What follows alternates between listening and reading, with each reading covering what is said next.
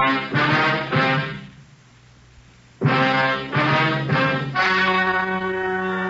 and gentlemen, the story you're about to hear is true. Only the names have been changed to protect the innocent. Fatima Cigarettes, best of long cigarettes, brings you Dragnet.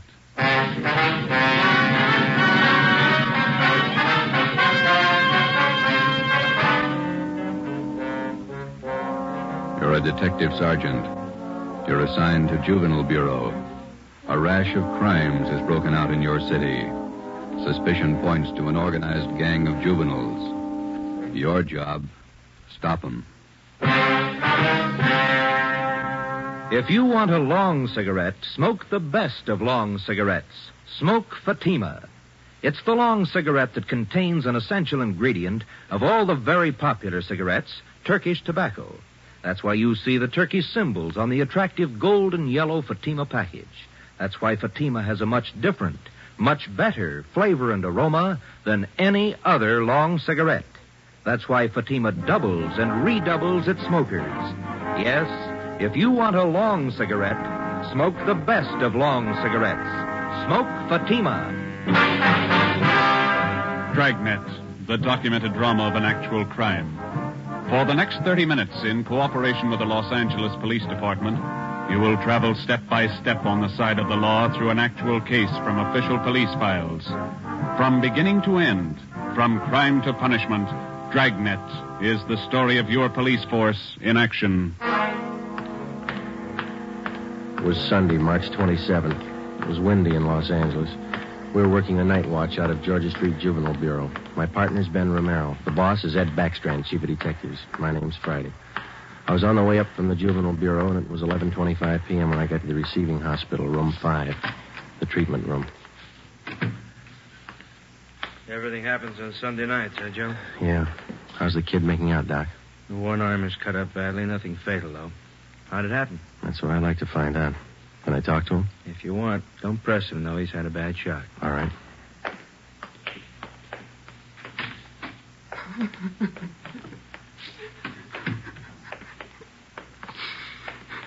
Officer here to talk to you, son. I can't. Tell him I can't talk, please. Just a few routine questions, son. We're going to have to answer them sooner or later. Please, can't you see what's happened already? I can't tell you anything. Jack Monroe, is that your real name? Yeah, How old are you? I'll be 16 next July. Where do you live? I can't tell you, you know that. Now let me alone, will you? Let me alone. You've been running around with that gang of kids on Spring Street, haven't you? The big timers, isn't that what they call themselves? I don't know anything about it. Believe me, I can't talk. You tipped us off about the burglary they were going to pull tonight. Is that where they knifed you? Look, will you believe me? I can't tell you anything. Not anything, please. He's still shaky, Joe. All right, Doc. Well, Jack, we'll talk about it later when you feel better. You see what they've done to me already? They said next time they'd kill me.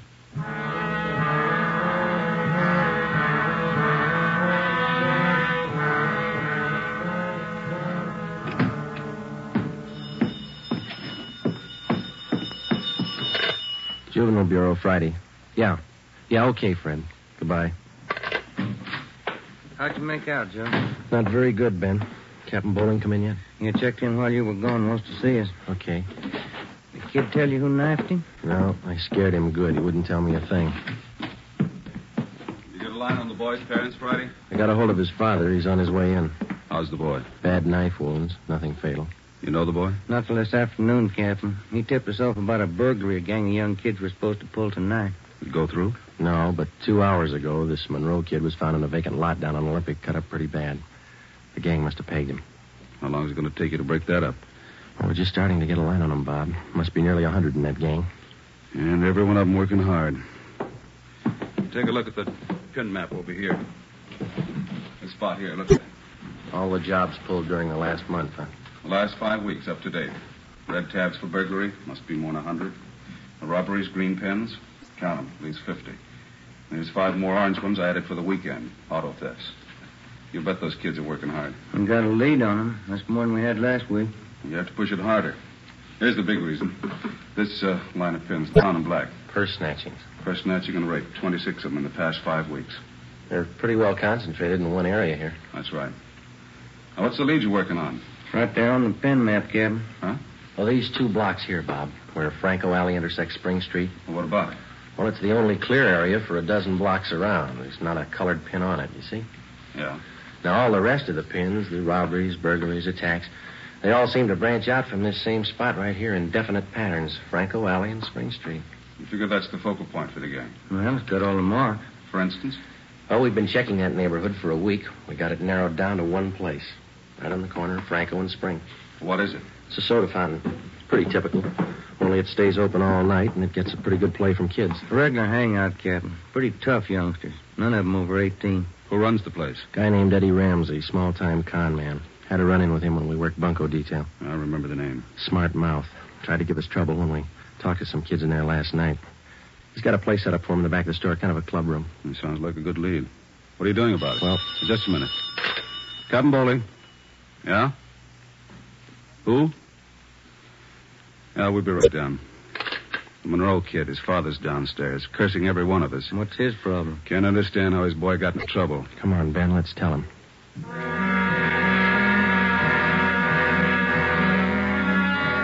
What kind of a city do we have when we can't allow our children out on the street without being stabbed or shot? What's our great police force doing when this is going on? I'd like an answer if you got one. I demand an answer. We got an answer for you, Mr. Monroe. Will you sit down? My boy's lying in there in that hospital bed, cut to pieces. What did you do to prevent it? Tell me. You tell us, Mr. Monroe, what'd you do to prevent it? I'm no cop. That's your job. I pay my taxes and I help pay your salary. We look out for your kids, but we don't raise them. That's What are you your talking job. about? Just a minute, Mr. Monroe. Answer me this. How old is your son, Jack? He's 16, I think. Why? You know what he does with his spare time? Where he spends his nights? Of course I do. He's at home. Some nights he goes to the library. Then you don't know much about your son, Mr. Monroe. For the past month, 4 nights out of 5, he's been hanging around with a gang down at the soda fountain on Spring Street. He's down there as late as 2 a.m. He says he goes to the library. How do I know? I'm a busy man. Did you know that your son is mixed up with that gang? He's not mixed up with a A gang. bunch of small-time thieves, but they're growing. They started with purse snatching, breaking in parked cars, burglarizing candy stores. You don't know what you're talking Wait a about. minute, please. And then they took up robbery, stealing cars, beating up girls, women, attacking them. You're crazy. Jack's not that kind. He's part of that gang, and right now we hold all of them responsible. My boy wouldn't do anything like that. He's a member of that gang, he told us. They're the ones that knifed him tonight. That's a lie. Jack's not mixed up with anything like that. You believe anything you want, Mr. Monroe. We're going to protect your boy as much as we can, but don't expect us to raise him for you. Now, you better take a free piece of advice. You keep your advice. Jack's not in this. You can't prove he is. We're not out to prove anything right now. But you catch up with that boy of yours. Keep him off the streets before it's too late. Are you threatening me? No, sir, advising you. Next time we might meet at the morgue.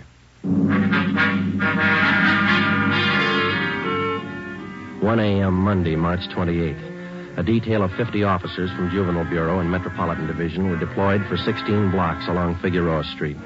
At 5 minutes past 1, they started to move south over an appointed area. In the space of half an hour, 18 young kids, none of them over 17 years old, were picked up off the streets and brought to the second floor at 1335 Georgia Street, the Juvenile Bureau. 4 of the youngsters were girls. At 1:45 a.m., Ben and I checked the soda fountain on the corner of Franco Alley and Spring Street.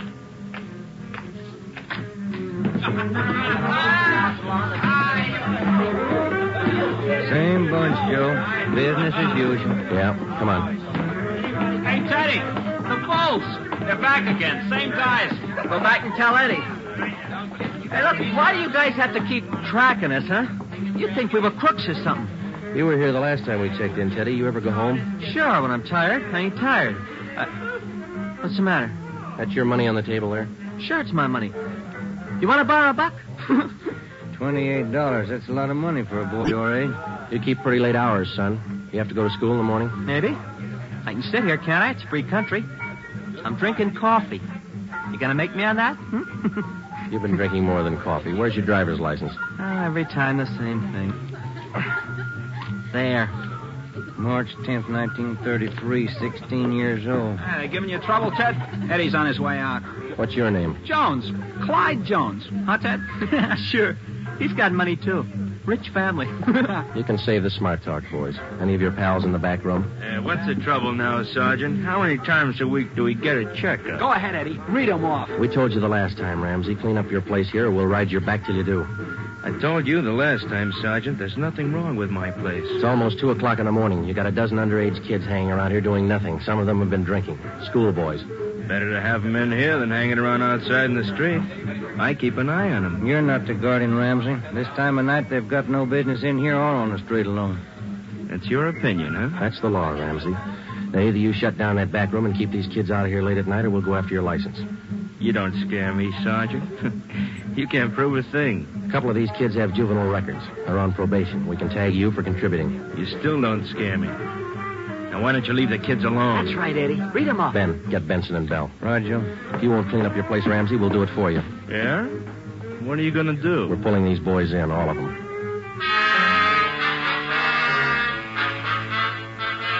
"2:25 a.m. Monday, March 28th.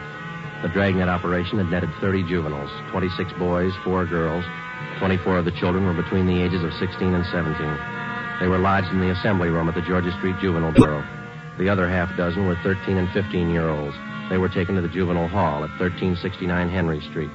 At 2:43 a.m., we met with Captain Bowling. They're all checked in, 30 of them. All right, in the morning we filed petitions to have every one of these cases brought to the attention of the juvenile court. Make a note of it. Okay, Bob. For the kids with records, ask for detention from the probation department. Right. We'll call their parents in the morning. Call them now. They've got some explaining to do. By 6 a.m., all but 3 of the children's parents had shown up. To most of them, it was nothing new. Their kids had been there before. They'd be there again. They took the lecture from the juvenile officers calmly. As long as it didn't mean trouble for them, they wouldn't worry. When they got their children home, they would reprimand them, not for running the streets, but for being picked up by the police. Ben and I had seen the cycle of the young criminals start before, 100 times over. It had a lot of different endings, most of them sour. During the next week that followed, we booked an average of a dozen juvenile delinquents every night. The clampdown continued, so did the crime wave. 10 burglaries, 4 robberies, 8 car thefts, 6 person etchings, 3 assaults on women. 1 week's work. Picked up a new angle on Ramsey today, Captain. He might be fencing for the gang. Who gave you the tip-off? One of our informants. Ramsey's brother lives out in the valley. He's supposed to be pushing this stuff. You check him out? Yeah, I couldn't get a thing on him. Well, it might explain what attracts the kids to that soda fountain. It explains those $20 bills the kids are flashing. They steal and rob, and then they sell the loot to Ramsey for nothing. Now, another thing. Ramsey keeps his place open all night, and there's no reason to. He doesn't get that much trade. It's only from the young gang that hangs around there. You question the kids. How do they account for having all that money? Well, most of them say Ramsey lends it to them. They say they pay him back a little at a time. I think he's fencing for the kids. You tried to get his license? No luck, Captain. We can't prove a thing against him. Then we'll do it the hard way. Sweat it out. That night, we drove out to Ramsey's soda fountain and asked him again to clean up his place, to keep the young kids out after 10 o'clock at night, to stop lending them money. He refused. There was nothing we could do. His business was a public place. He could not be held responsible for any of his patrons. In the next 10 days that followed, Ben and I haunted the sidewalk outside the soda fountain. We questioned every youngster as they entered and left. We made more than a dozen arrests.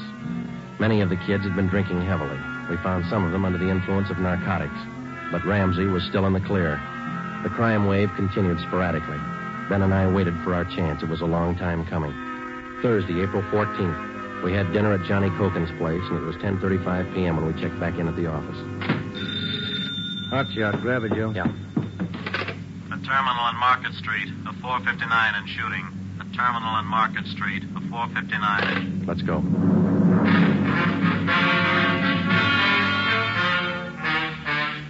He was approximately 5 feet 4 inches tall, 125 pounds, brown hair, brown eyes, slight build, fair complexion. He was wearing blue jeans and a corduroy jacket. We found him between a row of packing cases at the rear of the warehouse at Terminal and Market Streets. There was a single bullet hole in his forehead just above the left eye. There was a .38 revolver near his right hand. The watchman told us how it happened. He broke in the back of the warehouse, Sergeant. He wanted to shoot it out with me. Here's his ID card. Fell out of his pocket. Teddy Cameron, age 15. Dear God. A kid. I didn't know, Sergeant. He didn't either. He thought he was grown up.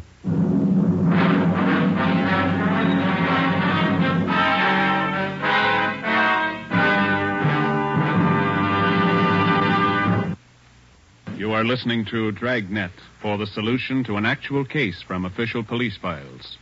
Now, here's the solution to many of your Christmas shopping problems. If your friends smoke a long cigarette, give the best of long cigarettes.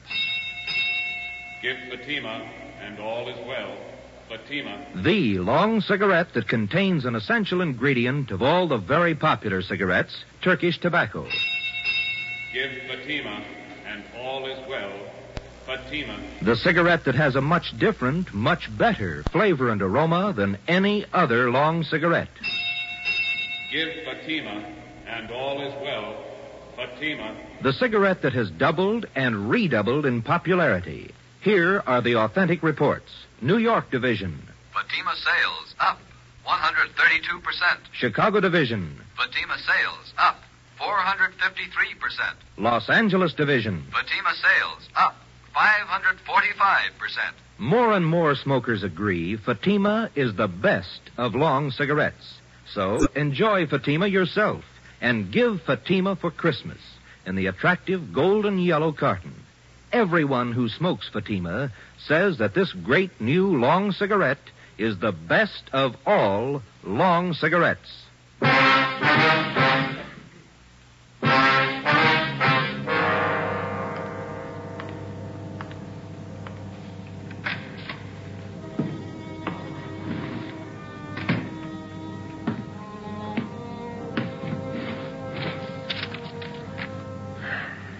Los Angeles Police Department, Form 311, dead body report. Type, gunshot. DR number 437695. Victim, Theodore Cameron. Residence address, 960 Charter Street. Date and time of death, Thursday, April 14th, 10:35 p.m. Place, Terminal and Market Streets, South State Warehouse. Cause of death, gunshot. Motive or reason, attempted burglary. Time discovered, 10:40 p.m. Removed to County Morgue. Discovered by Carl Hyba, night watchman. Identified by Barbara Cameron, sister. Description of victim, male, Caucasian, age 15, height, weight, so and so. Occupation, student, descent, English, and there's a witness, signed Joe Friday, serial number 2288, age 15.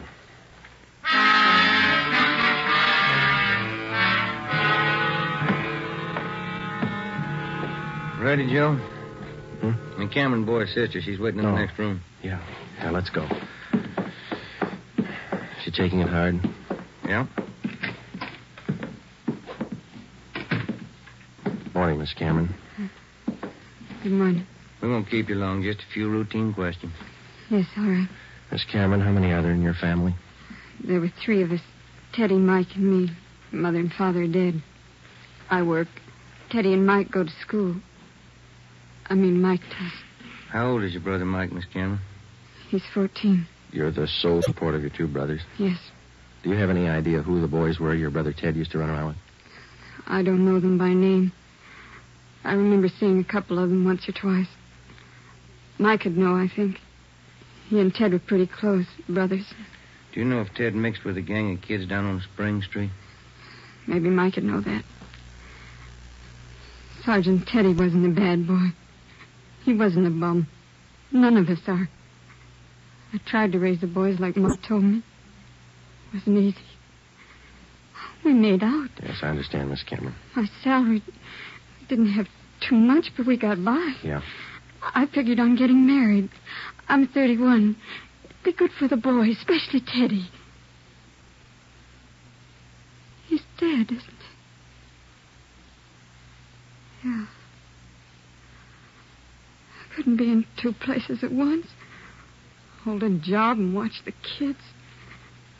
But that's why I thought maybe a husband. I'm sorry to press, Miss Cameron. Do you think your brother Mike can tell us about that Spring Street gang? Now, Mike could know. Where can we find him?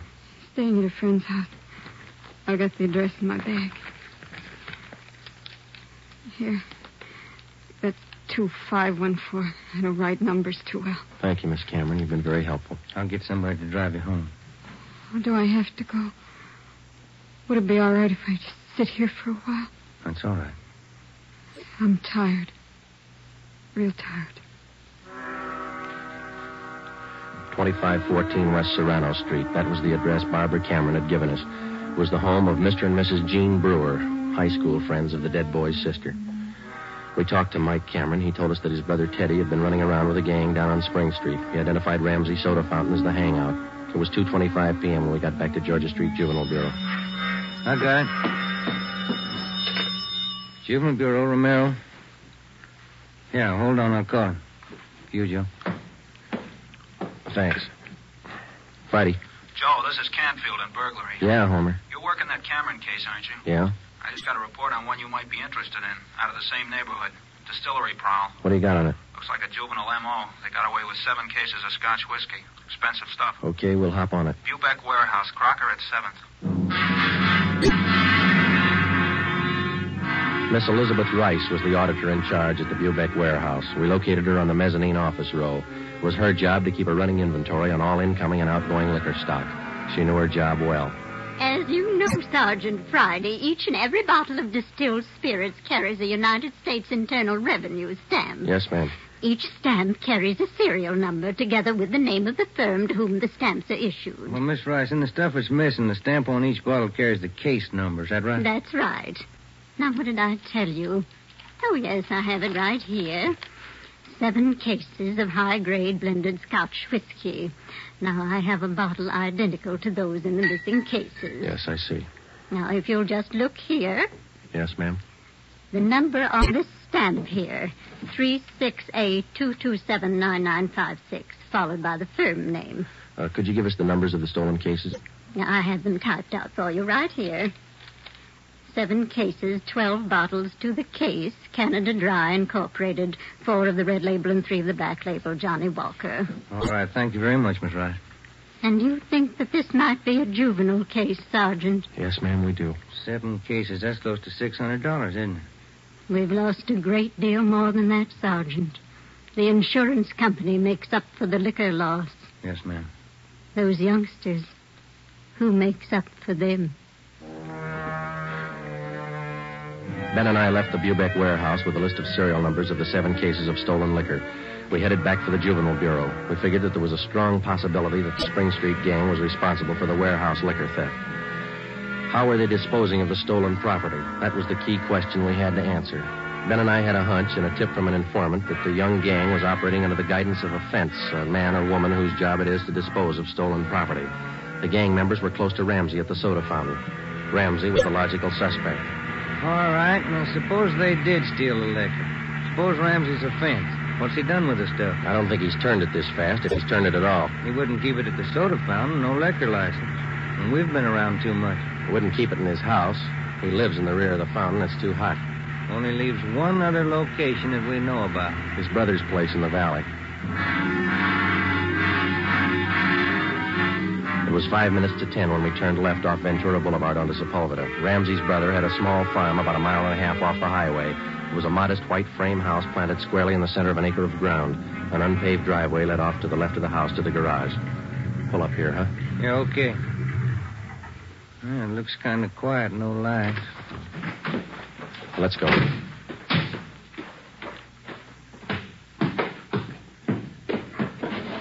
Mud sticks to everything. Now, where's the doorbell?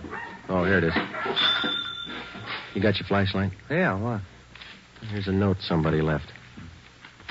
Oh, it's on the bum again. Here, I'll strike a match. Okay. Can you hold it a little closer? Can you read it? Yeah. Harry, wife and I have gone to the drive-in theater. Before you put the truck away, get 3... Can you hold that match closer? Oh, now, wait a minute. Yeah. Get 3 cases out of the garage and take them into town. Ed is waiting. Please try to make it by 11:30 tonight. Let's see. It's signed George. The address is here. And there's the garage. Yeah, come on. 3 cases. Could be eggs, Joe. If it is, we wasted a trip.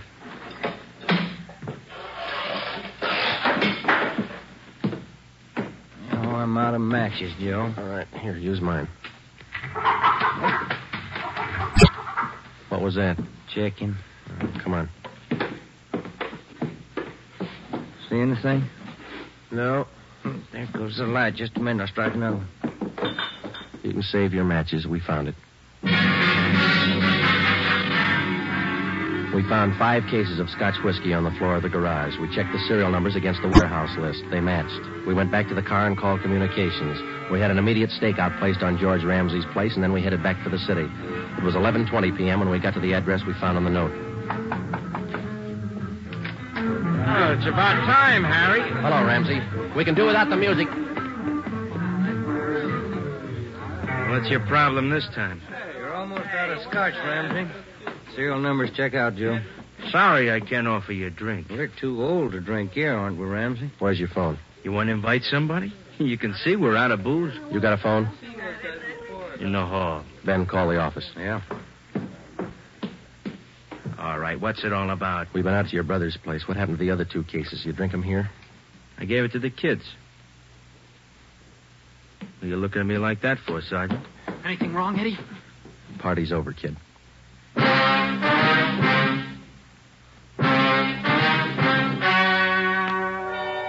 The story you have just heard was true. Only the names were changed to protect the innocent.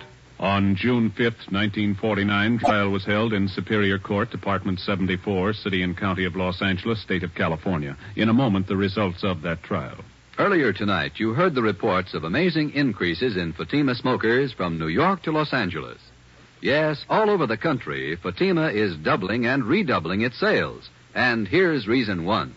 Fatima is the long cigarette that contains an essential ingredient of all the very popular cigarettes, Turkish tobacco. Reason 2. Fatima has a much different, much better flavor and aroma than any other long cigarette. Reason 3. To millions of smokers, the name Fatima has always stood for the best in cigarette quality. Smoke Fatima, the best of all long cigarettes.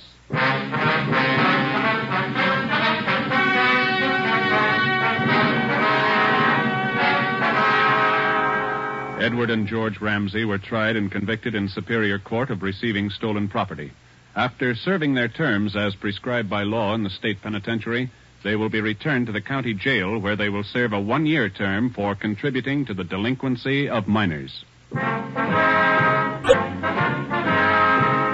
You have just heard Dragnet, a new series of authentic cases from official files. Technical advice for Dragnet comes from the Office of Acting Chief of Police, W.A. Wharton, Los Angeles Police Department. Honoring the city of Greenwich, state of Connecticut, and the men who make up the Greenwich Police Department, another of America's great law enforcement agencies. One of these men, Chief John M. Gleason, FBI National Police Academy graduate, who dedicates his life to making yours more secure. Fatima Cigarettes, the best of long cigarettes, has brought you Dragnet from Los Angeles.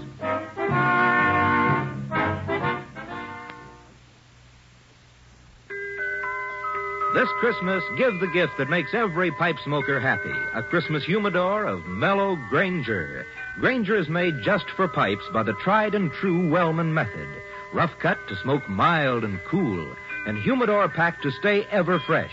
Yes, make this Christmas a Merry Christmas for all the pipe smokers on your list. Give them each a Christmas humidor of mellow Granger. Listen to Dragnet next week and be sure to hear Morton Downey tonight on NBC.